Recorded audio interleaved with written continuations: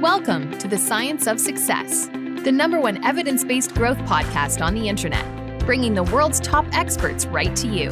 Introducing your hosts, Matt Bodner and Austin Fable. Welcome to the Science of Success, the #1 evidence-based growth podcast on the internet with more than 5 million downloads and listeners in over 100 countries. In this episode, we bring on innovation expert Suneel Gupta to discuss how you can make you and your ideas backable. Are you a fan of the show and have you been enjoying the content that we put together for you? If you have, I would love it if you signed up for our email list. We have some amazing content on there along with a really great free course that we put a ton of time into called How to Create Time for What Matters Most in Your Life. If that sounds exciting and interesting and you want a bunch of other free goodies and giveaways along with that, just go to successpodcast.com. You can sign up right on the homepage. That's successpodcast.com. Or if you're on your phone right now, all you have to do is text the word SMARTER, that's SMARTER, to the number 44222. In our previous episode, we brought on one of the fathers of decision-making psychology to discuss several fascinating takeaways about how to make better decisions with our previous guest, Robin Hogarth. Now, for our interview with Suneel. Suneel Gupta is a teacher of innovation at Harvard University and is the author of the book Backable, where he explores how to get people to believe in your ideas. Suneel's ideas have been backed by firms like Greylock and Google Ventures. He served as an entrepreneur in residence inside Kleiner Perkins, Caulfield and Byers. The New York Stock Exchange named Suneel the new face of innovation, and he's personally backed startups including Impossible Foods, Airbnb, 23andMe, Calm, and SpaceX. In 2019, Suneel established the Gross National Happiness Center of America in partnership with the Kingdom of Bhutan. Suneel, welcome to the Science of Success. It's great to be here, Matt. Thanks for having me. Well, we're super excited to have you on the show today. You know, you have such an incredible background and have done so many interesting things. And I'm really excited to explore that and dig into some of the lessons from Backable. Fantastic. Well, no, hey, I'm a big fan of the show and looking forward to digging in with you. So I'd like to start with just given all of the fascinating things that you've worked on and been involved with, tell me a little bit about the genesis of Backable and how you really started to piece this idea together. Yeah. Well, I found now that authors tend to start from one of 2 points. Either you have a solution or you have a problem. I certainly had a problem, which was that, I found myself in all sorts of different situations where I was trying to convince people of an idea or to take a chance on me personally with the job opportunity and just not having any luck. And at the same time, I was finding that there are people who I now call backable people who tend to be able to walk into a room and they convince us to take a leap of faith on them. Even when they're not the obvious choice, even when they don't have the obvious idea, we tend to want to rally around them. And the reason that I became very interested in this topic, it all kind of, came together in a moment where I was asked to be a speaker at a conference called FailCon, which stands for Failure Conference. And let me just tell you, Matt, it's a humbling experience when someone calls you and says, hey, we're doing this conference on failure, and we would love for you to be the keynote speaker. I accepted the role, and I'm on stage, and I'm giving this talk on all these things that I had messed up in my career. And I didn't know this at the time, but there was a reporter from the New York Times who was in the audience. So fast forward to a little while later, I'm in my apartment, and I open that day's New York Times to a full-length story on failure with my face as the cover of this story. That's amazing.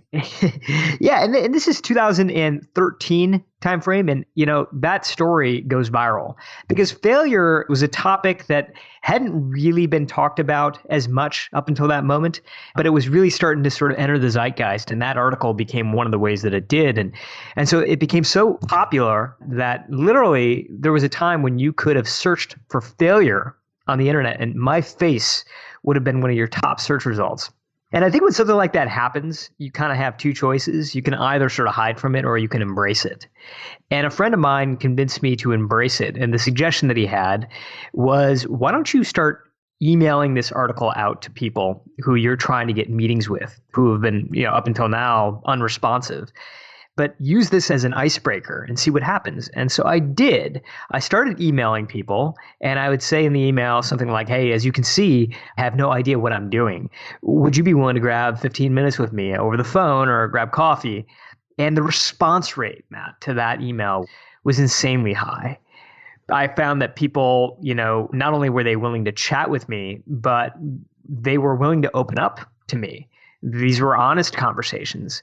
And that really laid the foundation for this book, which was, spending now the past 5 years studying backable people from all different walks of life, from Oscar-winning filmmakers to celebrity chefs to military leaders to founders of iconic companies, and really starting to realize that in the vast majority of cases, none of them were born backable. There was a set of techniques, a set of adjustments that they made to their style. And that's good news, because that means that any of us can make specific practical adjustments to our style to make ourselves more backable.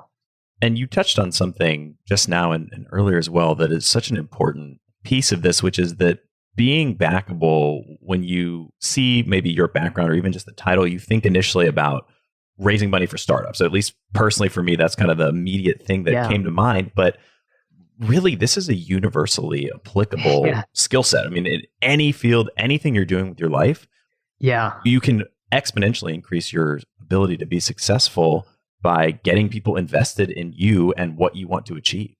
Yeah, such a good point. I really think it comes down to change. Whatever type of change you are trying to create. That could be with your own career. That could be with your community. That could be with your company. Whatever type of change it is that you're trying to create. We never do it alone. We need teams. We need colleagues. We need hiring managers. We need bosses. We need investors. We even need friends and family. And so how do you get people to see in your idea and to see in you what you see in yourself? So this likely dovetails with this, but I'm curious, what were the people you started to study and uncover and see across a wide spectrum of activities and industries? What were some of those commonalities that you witnessed around what made them backable? Yeah. So what I try to do was run everything that I was seeing through the obviousness filter. Like there were certain things like, you need to be somebody that people trust, for example, something that somebody has perceived trust at least. But that's kind of an obvious quality. And I tried to really focus on the things that surprised me. And ultimately it came down to 7 surprising qualities. And, what I did in the book was I really tried to break those into specific steps then, specific techniques. So, for example, one of the qualities that surprised me early on was this idea around conviction. What I expected to find when I started researching this book is that backable people, in large, were going to be charismatic folks. They were going to have a high degree of charisma. But the more that I dug in, the more people I spent time with who were extraordinary, the more I realized that that's really not the case. Sure, there are people out there who are highly charismatic that are backable, but I was finding that actually the majority of them were not. Many of them were shy, they were introverted. By the way, if you want a quick example of that, just very quick, go look up the #1 most popular TED Talk of all time. And what you might be surprised to find is a very un-TED-like presentation. It's a guy named Sir Ken Robinson. The talk has over 65 million views. It's an incredible talk on education. But he sort of has one hand in his pocket. He meanders on and off script. He naturally walked with a bit of a slouch, but it's an incredibly powerful talk. What I found is that it's not charisma that makes a person convincing. It's conviction. Backable people take the time to convince themselves first, and then they let that conviction shine through with whatever style it is that feels most natural to them. The fundamental idea of being here, Matt, like if you don't believe, they can't believe. If you don't fully believe what it is that you're saying, then no PowerPoint slide, no hand gesture, no level of eye contact is going to make up for that. Such a powerful insight.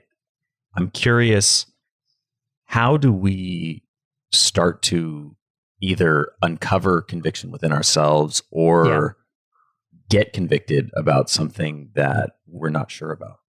Yeah, yeah. Well, I think it really begins in a moment that I think a lot of us are very familiar with, which is that you're with friends or you're with colleagues, and all of a sudden an idea strikes. Like you get inspired by something. And typically, what ends up happening in that moment is that we end up blurting that idea out. And then we sort of look around and we realize that no one is quite as excited about that, what we just said, as we are. And when that happens, it can be very deflating. It can be a very deflating moment. And most of us, what we find, will then take that idea, we'll put it in a mental drawer, and we'll sort of walk away.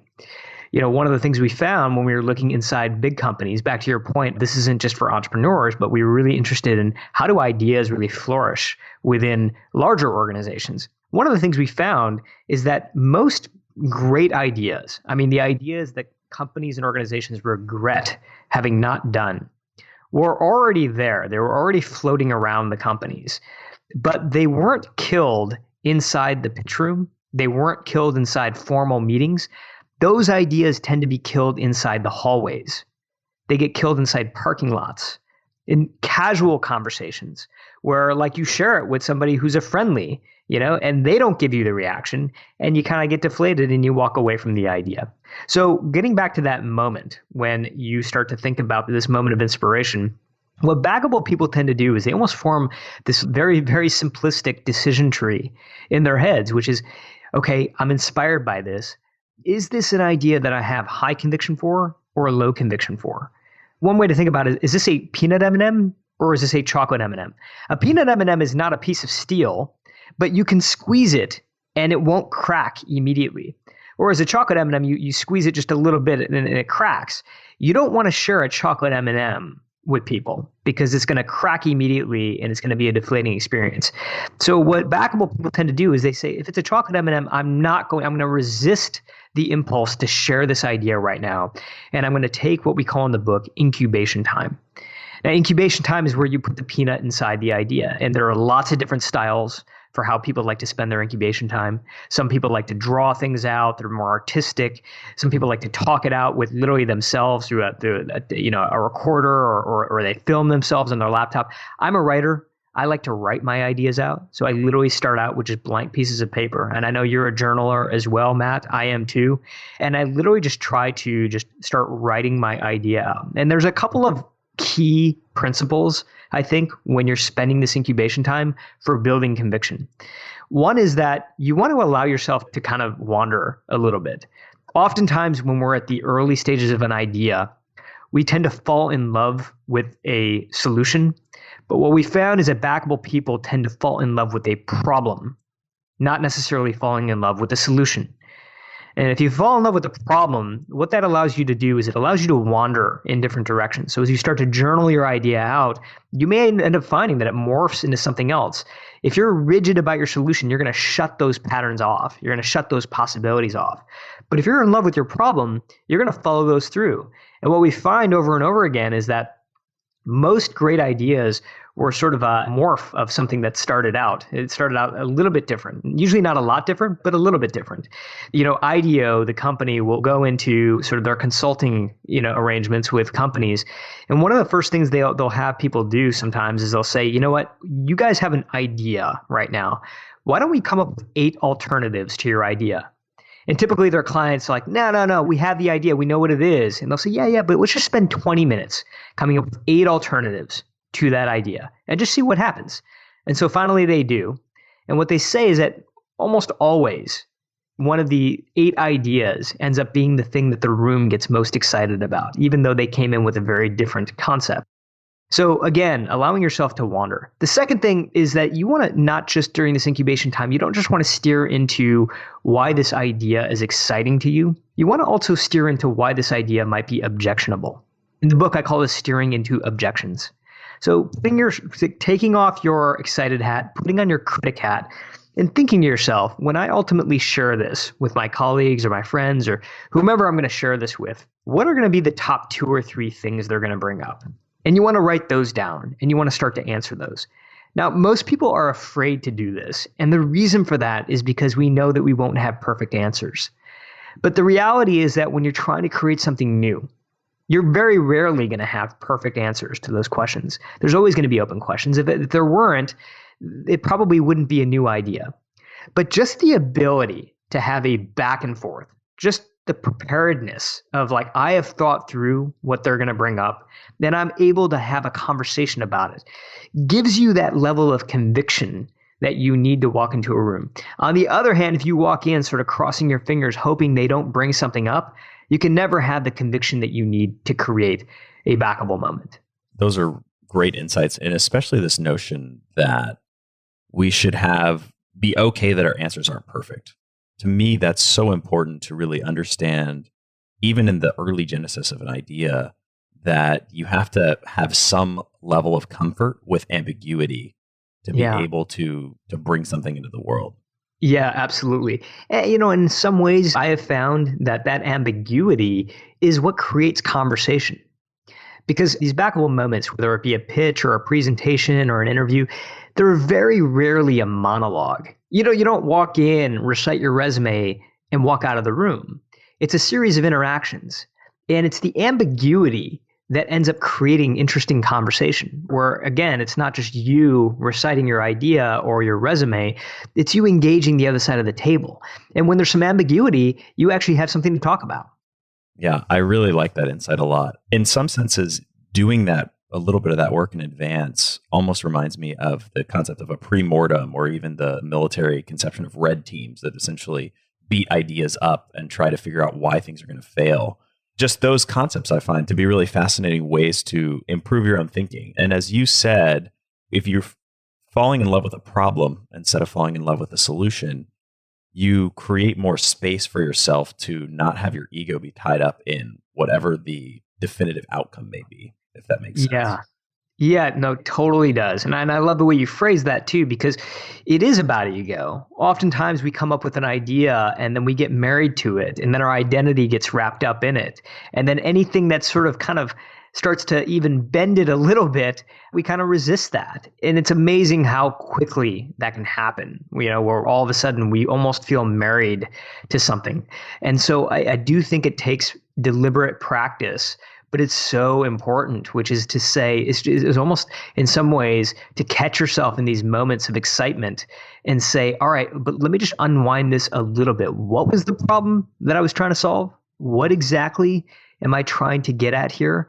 And just allowing yourself to have the space and flexibility of knowing that your answer, that thing that you're excited about, is probably one of many different ways to tackle that. And maybe it's the best, but maybe it's not. This is a corollary of that, but how do you think about the balance between being really convicted on an idea versus having the intellectual humility to change your mind or abandon it and move in a different direction? Yeah. I mean, such a powerful question. I don't think that you can be 100% convinced about anything. I think, I don't find that backable people usually are, but I think what they're convinced about is that there's a real problem to solve here. Like they're convinced that the insight that they have found is solid. One of the chapters that we talk about in the book is this idea of finding an earned secret. Then I'll tell you a quick story. I was in the waiting room of a guy named Brian Grazer, who's a Hollywood producer. He's won like 130 Emmys, dozens of Oscars, but he also invests in companies and he runs large teams. And so as I was sitting in his waiting room, this is, a couple of years ago, I was surrounded by people who were there to pitch him on all sorts of things. And you could just tell that the anxiety in the room was really, really high. Like people were nervous. And so when I went back to see Brian, I said to him, "Hey, you have a room full of nervous people out there.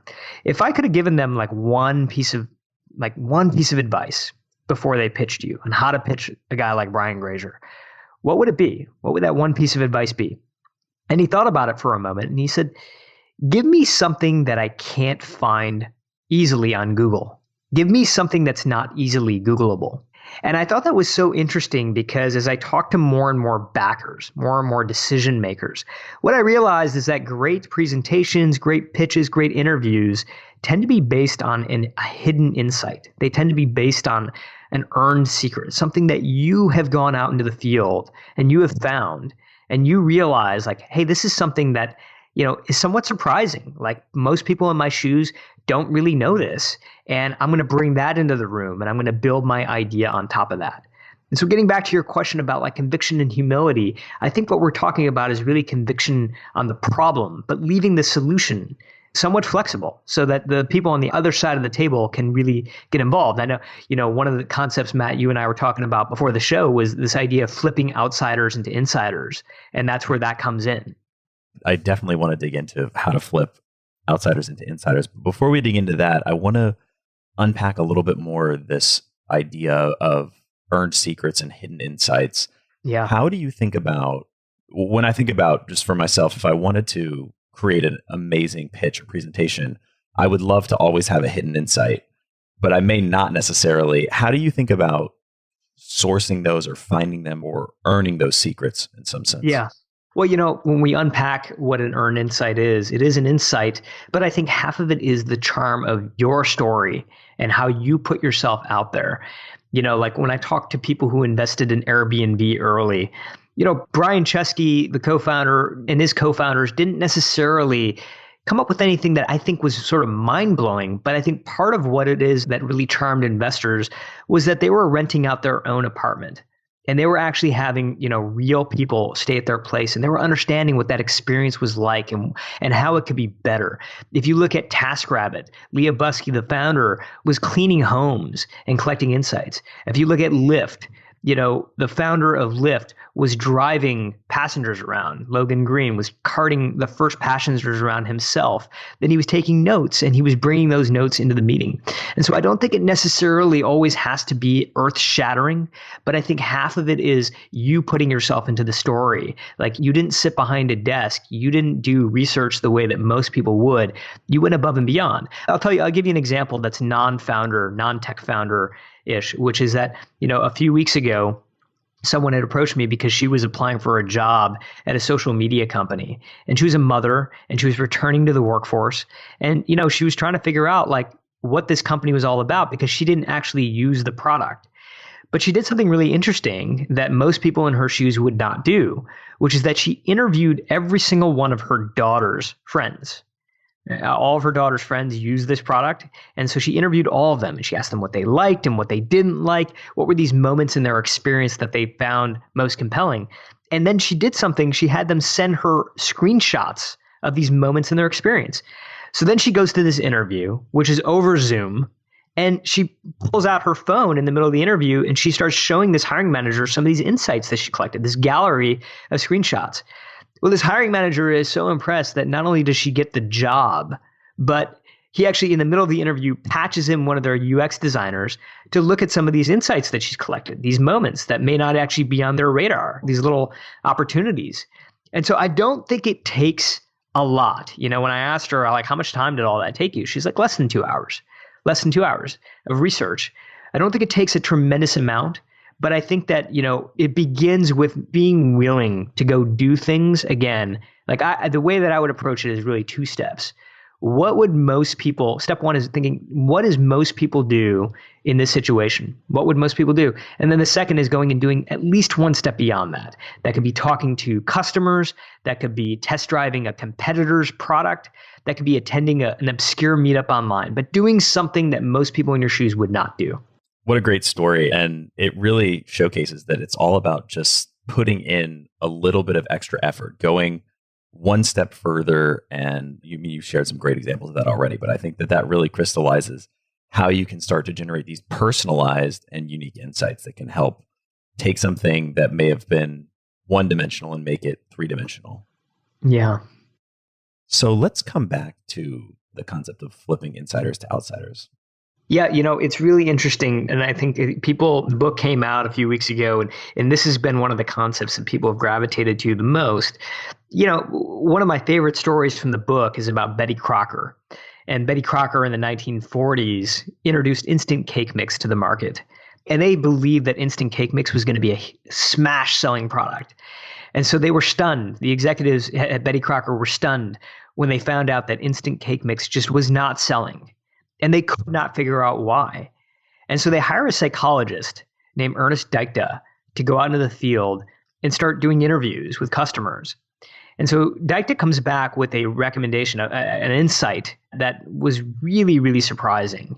He says, I think you have made the process of making a cake too easy, too simple. Because all the customer has to do is pour water into a mix, pop it in the oven, and voila, there's a cake. But when the cake comes out of the oven, they actually don't feel a sense of ownership over it. They actually don't feel like they really made that cake. So Dykta had a recommendation.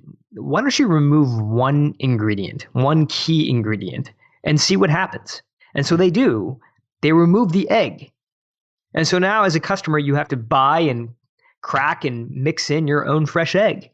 And sales completely take off. Because now when the cake comes out of the oven, people felt like they had an ownership over it. And look, researchers and scientists have unpacked this theory over and over again and proven it in different ways. A group of economists out of Harvard called this the IKEA effect, which basically tells us that we place up to 5 times the amount of value on something that we help build than something that we simply buy. And so there are a lot of people out there with poorly made futons and furniture that they're probably not going to get rid of because they built it themselves. And so what does this have anything to do with creativity or innovation? Well, we've kind of been told that it's a 2-step formula, right? You come up with a great idea and then you execute on it really well. But there's a hidden step in between. And that hidden step is where we take early employees, early colleagues, early partners, just early friends, and we make them feel like it's their idea as well.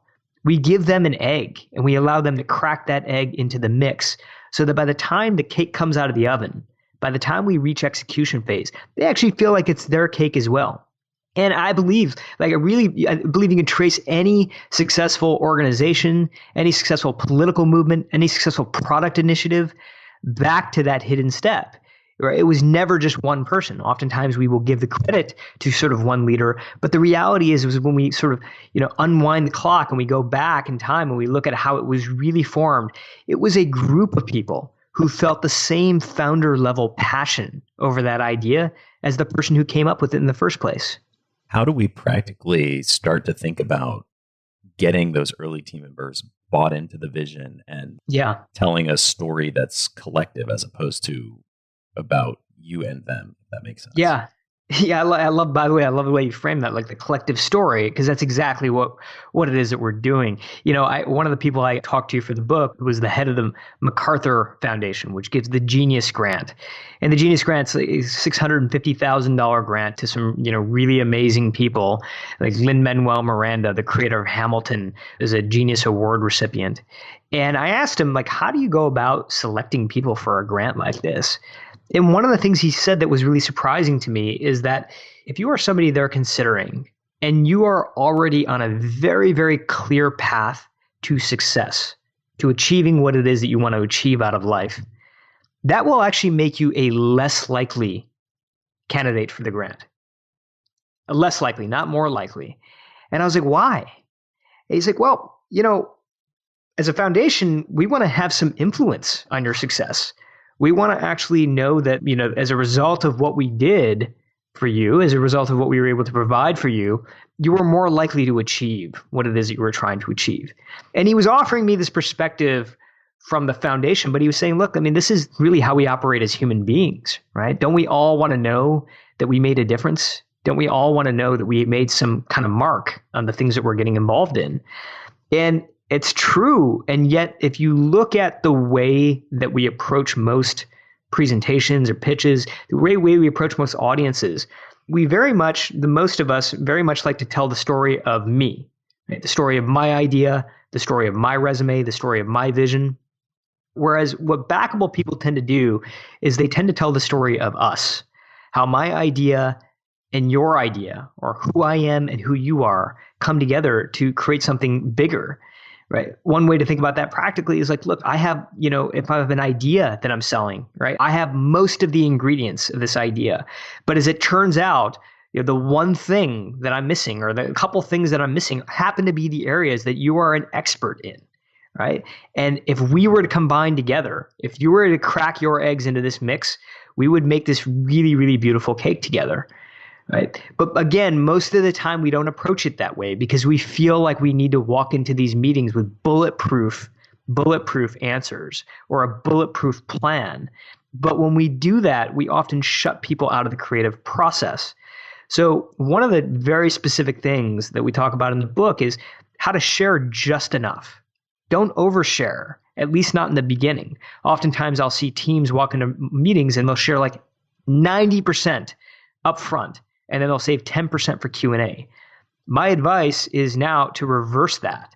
Share the 20 to 30% up front, right? Just share just enough where you can get the problem that you're trying to solve, a high level of the vision, and then open it up to the room for this conversation and let the creative possibilities that come up get folded in. Now, that doesn't mean, by the way, Matt, that like you come in unprepared. It doesn't mean you've only prepared 20 to 30% of your presentation. You're going to sort of wing it for the rest. As it turns out, it takes a lot more preparation to have a discussion than it does to have a monologue or to have a presentation. Like you need to be able to react to what's coming up. You need to have studied all corners. You need to be able to, engage in questions, which as we know, it's much more difficult to ask the right questions sometimes than it is to give the right answers. So it's an engagement, a back and forth, but it all begins with sharing just enough and not too much. What a great perspective on that it takes more preparation to have a dialogue than a monologue. That's a really good and slightly counterintuitive frame that really shines light on this idea. And I think broadly, this whole perspective is a really cool way to think about applying the IKEA effect in a methodology that I'd certainly never thought of prior to you unearthing it in some sense. This notion of giving the people that you're pitching or engaging with some method to get buy-in into the conversation, right? Give them some space to contribute and feel like they're a part of it, as opposed to just having a one-directional conversation. Yeah, absolutely. Yeah. No, I'm sure, look, when you were in the process of acquiring the companies that you acquired and doing all the work that you've done, I'm sure you have a ton of perspective on this. You were engaging with lots of different teams.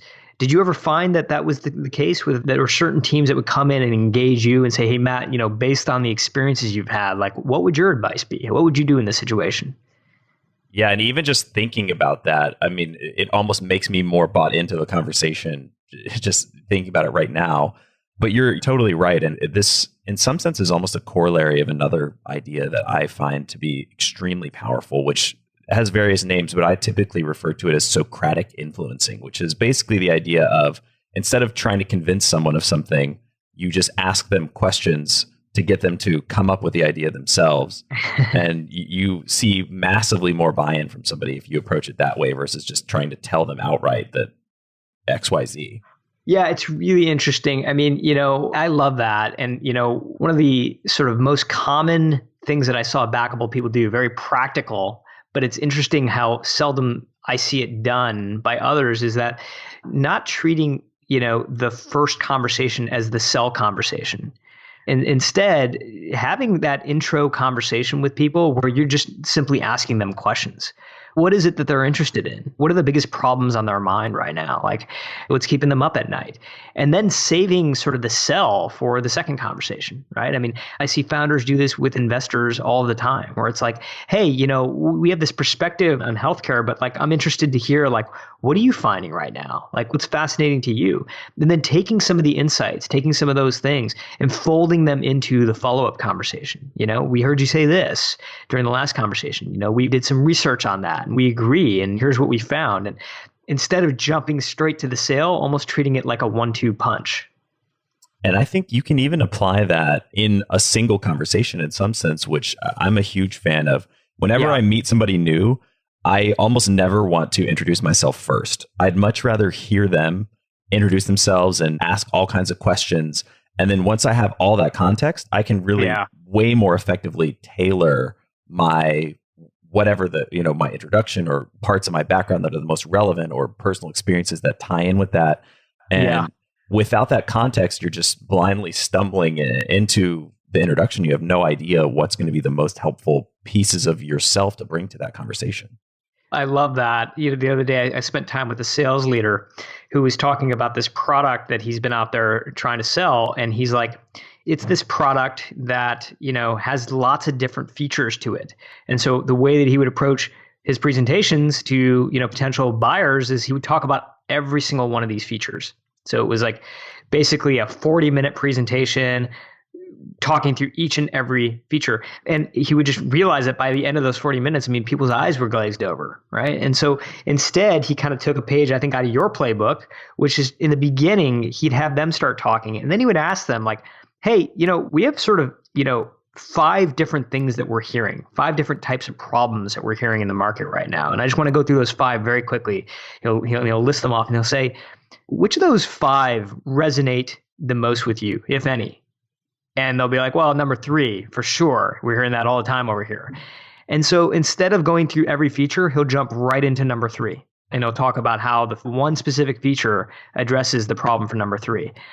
And, now it's like a 15-minute presentation as opposed to a 40-minute presentation, saving a bunch of room for dialogue. He's gone straight into, responding to what it is that they're telling him is their biggest pain point.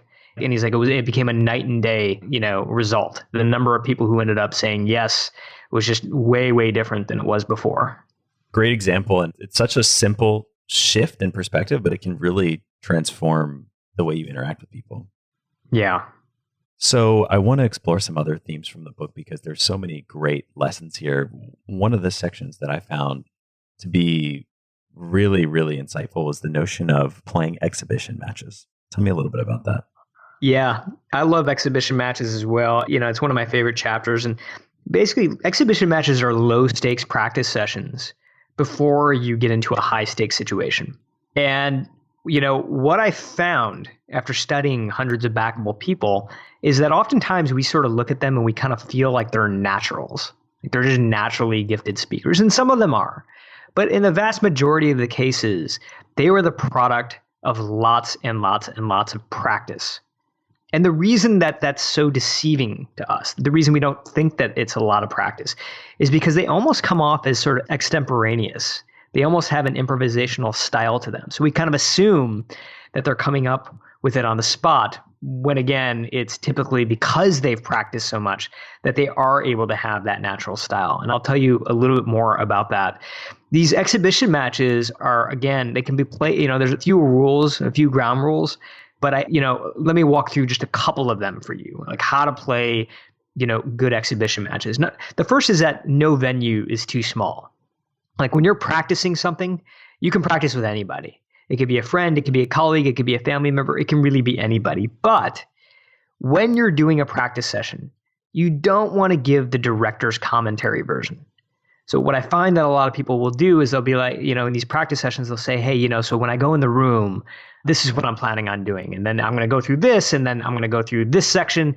And they're kind of giving this almost editorial director's commentary. You don't want to do that.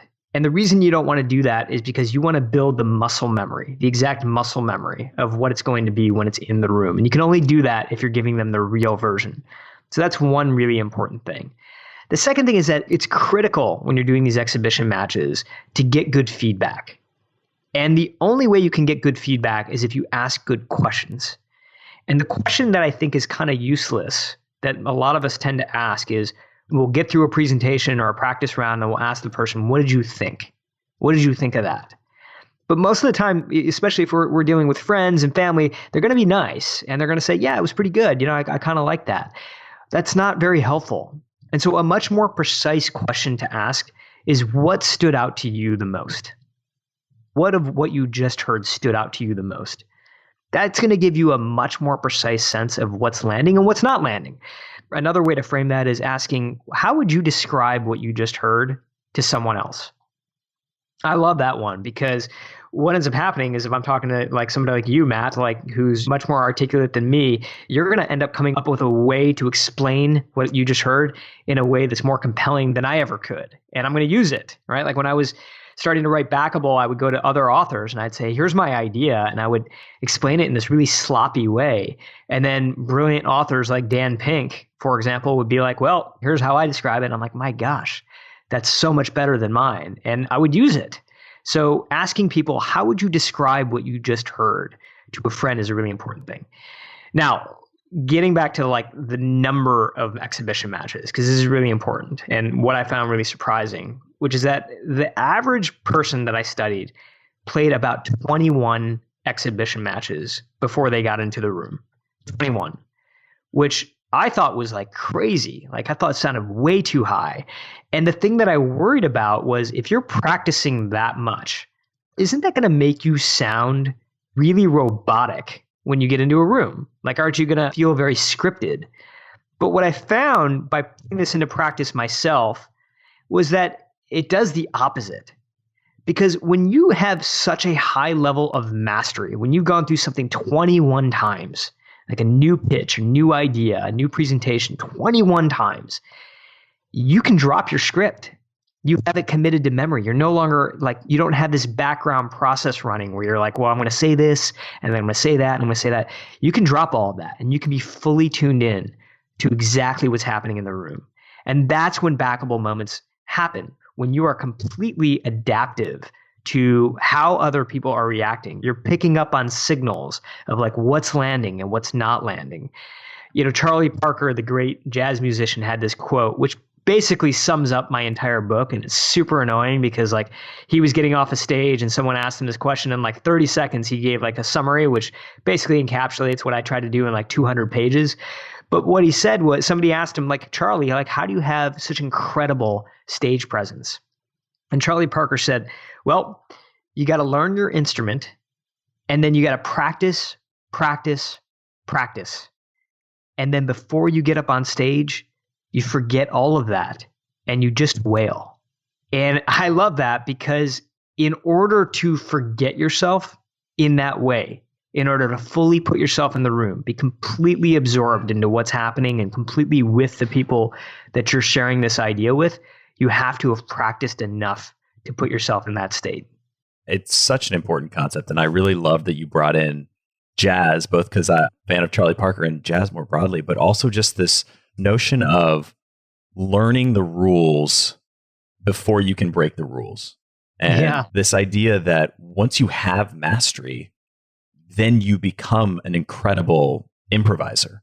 But until you do, it feels rigid and stiff or scary if you're breaking out of your formula or your framework to start to improvise. But once you have that level of mastery, it's almost beautiful, your ability to, on the fly, adjust and change and pivot little parts of the conversation to tailor to exactly what the situation requires. Yes, it's so well put. I mean, because like this idea of like practicing in order to become a natural doesn't feel right. It feels a little counterintuitive, right? Like you don't practice to become a natural, but the reality is that you do. It's when you master things, then it opens up to this adaptability and this improvisational quality that, you know, like you say, jazz musicians have. And you see it across any field where someone has true mastery. I think you see the same manifestation of that broader principle. Yeah. But, you know, one other element that I found really interesting that around the idea of exhibition matches, which we touched on briefly, but was also this notion of being willing to be embarrassed. Tell me a little bit about that. Yeah. You know, we tend to want to save, I think, our stuff until we feel like we're kind of, you know, we're good at presenting it. We're good at explaining it. And that doesn't give us the practice that we end up needing. You know, it's amazing how many times I talk to founders. I camped out at a venture capital firm for a while, a firm called Kleiner Perkins. And I would talk to founders after they left the pitch. And, you know, oftentimes after they sort of gave a pitch that was a little bit lackluster, then I asked them about sort of their preparation. What do they do to prepare? And oftentimes I found that they were giving that presentation for the very first time to us. And part of the reason for that is because like we kind of want to like not be embarrassed, right? But what I found is that backable people tend to sort of have this mantra, which I really try to bring into my life now, which is that long-term success comes from short-term embarrassment. Long-term success comes from short-term embarrassment, but that embarrassment doesn't necessarily need to be in high-stakes situations. Like, you don't need to save that embarrassment for that person who you absolutely need to say yes. It can be in front of friendly people. It can be in front of colleagues. It can be in front of friends. You might as well use that. But I found that, backable people tend to embarrass themselves in front of people who they trust. And, in particular, when I was studying these backable people, they seem to surround themselves with a circle of people in 4 distinct types of personalities. And I call these the 4 C's of your backable circle. 4 different types of people that backable people tend to have. And those 4 C's are your number 1 is your collaborator. Your collaborator. So this is the person who's like, we brought up jazz. Like this is the person who's sort of almost riffing with you. They're using language like yes and we all have a collaborator in our life, right? Somebody who, when we bring an idea to them, they're kind of building on top of it with us. The second is your coach. And your coach is different than your collaborator because while your collaborator is really thinking about whether your idea is good for the market or good for the company or your community, your coach is really thinking about whether your idea is good for you. Like, does this really fit who you are? Because the reality is that there are plenty of great ideas out there that are great from somebody else. Are you going to want to spend the next several years really sticking with it and going through all the doubt and the rejection and the setbacks that come with trying to create anything new? That's your coach who's going to be able to sort of give you that truth serum of like, this is a fit for you. The third is your cheerleader. And it may sound a little bit sappy, but we all need someone who we can turn to, and they're going to build us up. They're going to give us that last bit of juice that we need before we walk into a room. One of the people I studied for the book was this woman named Ellen Levy, who Fast Company magazine named the most connected woman in Silicon Valley. And I asked her, you have members of Congress in your Rolodex, you have Fortune 500 CEOs, who do you call before you walk into a big moment? And she said, that one's easy. I call my mom. Call my mom before I walk into a room. So you're a cheerleader. The fourth is my favorite. It's the, I think, least appreciated of the circle, but it's your critic. I like to call this person your cheddar. Your cheddar. And the reason I call this person your cheddar is because if you've ever seen the movie 8 Mile, Eminem is surrounded by a circle of friends. And they're all kind of building him up through the movie. But there's one friend named Cheddar who kind of is always sort of poking little holes in his ideas. And what we find through the movie is that it's really Cheddar that gets Eminem ready for the final stage. And I think the same thing is true in our lives, which is that we all have someone who is kind of more of the sort of person who is willing to poke holes. They have our best interest at heart, but they're not afraid to point out our blind spots. And the truth is that that person can kind of be annoying. And so a lot of us will push, that person out. But we know now that like backable people really, really embrace their cheddar. They know that it's cheddar that's going to get them ready for that final moment. So those are the 4 C's.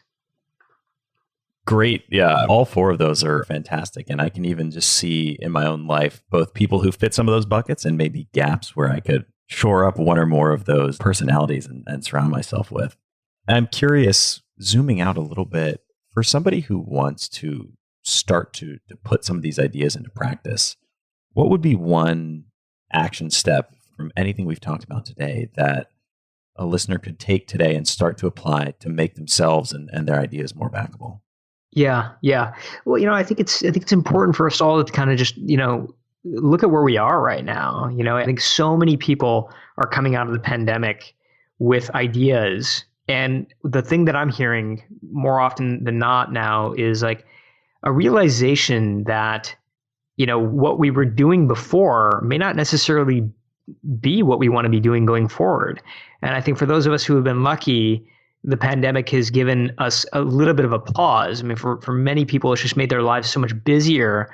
So for some of us, I think it's actually given us a bit of enough of a pause where we can actually have that moment of self-reflection. And so I think it's really important then to kind of really think about like, what is it that's holding us back? And I think that it tends to be 3 words more often than not. And those 3 words are, I'm not ready. Yeah, I'm not ready to run with that idea. I'm not ready to speak my mind. I'm not ready to step into that leadership role. And the thing that I would leave you with, Matt, is that like I have now studied hundreds of extraordinary people. I did it because I had a problem that I was trying to solve, but I really went deep and I understood what made them tick. And the thing that I found that was common amongst all of them is that none of them were really ready. 3 friends from design school were not ready to start Airbnb. A mid-level talent manager wasn't ready to create SoulCycle. A 15-year-old from Stockholm, Sweden, wasn't ready to build an environmental movement, but today Greta Thunberg is Time Magazine's youngest person of the year. And yeah, there were setbacks and there were failures and there were mistakes along the way, but they all tended to play what I call in the book the game of now. And in the game of now, the opposite of success is not failure, it's boredom. So I think it begins with understanding what it is that kind of really makes us tick, using, I think, maybe a little bit of this pause that we've had to find ideas that really make us come alive, and then really sort of recruit good people to join us along the ride. Because, I mean, if nobody's ever told you this and you're listening, then let me tell you, like, you are ready. What a powerful and, in some sense, freeing perspective that we're both simultaneously never ready and always ready. Yeah, we just have to take the leap and start. Yeah. Well, Suneel, this has been a fantastic conversation. I really appreciate you coming on the show and sharing all this wisdom. Where can listeners find you and Backable online? Yeah, just go to backable.com, backable.com. There's some free content out there. It'll be a way for us to connect together, and come check it out. Well, thank you again so much for coming on the show, and it's been a great conversation. I've really enjoyed it. Matt, I really enjoyed that. Thanks so much for having me. I'm a big fan of the show. Thank you so much for listening to The Science of Success. We created this show to help you, our listeners, master evidence-based growth. I love hearing from listeners. If you want to reach out, share your story, or just say hi, shoot me an email. My email is matt@successpodcast.com. That's matt@successpodcast.com. I'd love to hear from you, and I read and respond to every single listener email. I'm going to give you 3 reasons why you should sign up for our email list today by going to successpodcast.com, signing up right on the homepage. There's some incredible stuff that's only available to those on the email list, so be sure to sign up, including an exclusive curated weekly email from us called Mindset Monday, which is short, simple, filled with articles, stories, things that we found interesting and fascinating in the world of evidence-based growth in the last week. Next, you're getting an exclusive chance to shape the show, including voting on guests, submitting your own personal questions that we'll ask guests on air, and much more. Lastly, you're going to get a free guide we created based on listener demand, our most popular guide, which is called How to Organize and Remember Everything. You can get it completely for free, along with another surprise bonus guide by signing up and joining the email list today. Again, you can do that at successpodcast.com, sign up right at the homepage, or if you're on the go, just text the word SMARTER, SMARTER, to the number 44222. Remember, the greatest compliment you can give us is a referral to a friend, either live or online. If you enjoyed this episode, please leave us an awesome review and subscribe on iTunes, because that helps boost the algorithm, that helps us move up the iTunes rankings and helps more people discover the science of success. Don't forget, if you want to get all the incredible information we talk about in the show, links, transcripts, everything we discuss, and much more, be sure to check out our show notes. You can get those at successpodcast.com. Just hit the show notes button right at the top. Thanks again, and we'll see you on the next episode of The Science of Success.